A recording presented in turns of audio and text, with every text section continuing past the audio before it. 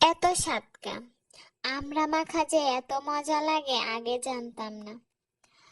আসসালামু আলাইকুম এভরিওয়ান, আজকে আপনাদের মাঝে শেয়ার করব বরিশালের বিখ্যাত আমড়া মাখার রেসিপি। আপনারা সবাই জানেন বরিশালের বিখ্যাত হলো আমড়া। আমড়া মাখার রেসিপি করতে গেলে আপনাদের গাছ থেকে পেড়ে নিতে হবে। আমড়াগুলো গাছ থেকে পেড়ে নেওয়ার পর আমরা আমড়াগুলো একটি বলে রেখে আমড়াগুলো ছিলে ফেললাম।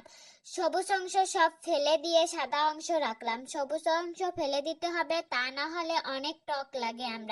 আমড়াগুলো সব সুন্দরভাবে ছিলে সুন্দরভাবে পরিষ্কার স্বচ্ছ পানি দিয়ে দিলাম। আমড়াগুলো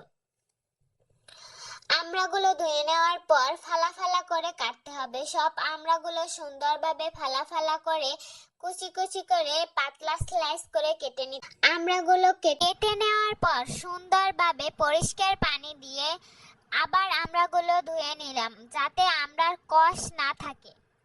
আর একটা কথা বলতে ভুলেই গেছি আপনাদের, আমড়া মাখা আমি একা একা খাচ্ছি না।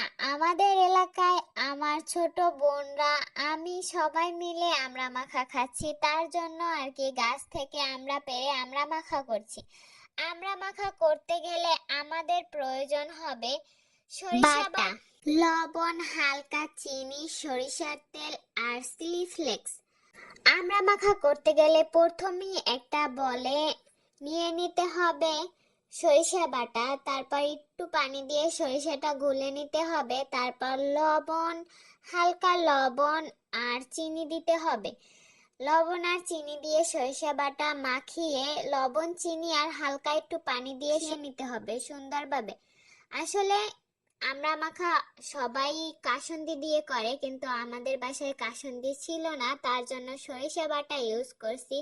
কিন্তু কাসুন্দির থেকে সরিষা বাটা দিয়ে আমড়া মাখা করলে অনেক মজা হয়, তাই আমাদের কাছে সরিষা বাটা ছিল, তার জন্য কাসুন্দির পরিবর্তে সরিষা বাটা দিয়ে আমড়া মাখা করলাম।